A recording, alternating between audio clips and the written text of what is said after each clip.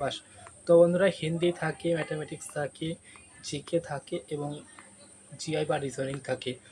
আর যদি তুমি চাও ইংলিশে নিতে পারো হিন্দির পরিবর্তে, যেহেতু আমরা সব বেশিরভাগই বাংলা মিডিয়ামে তোমরা আছো, তো তোমাদের কাছে ইংলিশটা একটু টাফ মনে হতে পারে, সেই জন্য তোমরা হিন্দিটা নিতে পারো।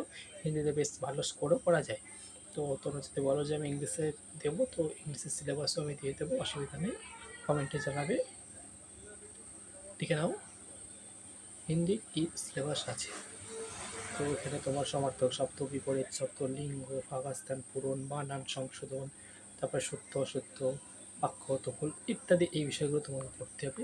আর ম্যাথের মধ্যে তোমাকে যেগুলো করতে হবে সংখ্যা পদ্ধতি, এলসিএম, এইচসিএম, দশমিক, ভগ্নাংশ, অনুপাত, অনুপাত, লাভ ক্ষতি, সরস্বত, তারপরে গড়, সময় কার্য, সময় দূরত্ব, এই জিনিসগুলো জ্যামিতিক কিছু থাকে। আর জিকের মধ্যে দেখো বন্ধুরা, জিকে হচ্ছে একটা সমুদ্র, সমুদ্র তো সব আলোচনা করা সম্ভব না। এবং জিকের যে মেন পয়েন্ট আর কি, প্রধান যে টপিকগুলো সেগুলো আলোচনা করছে, সেগুলো হচ্ছে তোমার ভারতীয় ইতিহাস, আর হচ্ছে তোমার ভূগোল, সেটা বিশ্ব এবং ভারতের প্রতি সংবিধানের কিছু প্রশ্ন থাকে। আর সাধারণ বিজ্ঞানের মধ্যে পদার্থবিদ্যা, রসায়নবিদ্যা, জীববিদ্যা ইত্যাদি বিষয়গুলো, আর সাম্প্রতিক যে বিষয় কারেন্ট অ্যাফেয়ার্স সেগুলো থাকবে। প্লাস তোমার অর্থনীতির মধ্যে থাকে কিছু।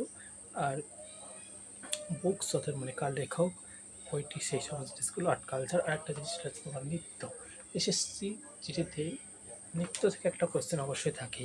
আর রিজনিং যেটা, সেখানে তোমার সাদৃশ্য, কোডেন ডিকোডিং, মানে তোমার ড্রেসের মারাত্মক সম্পর্ক, তোমার ডিরেকশন, র্যাঙ্কিং, এই জিনিসগুলো থাকে, ঠিক আছে। তো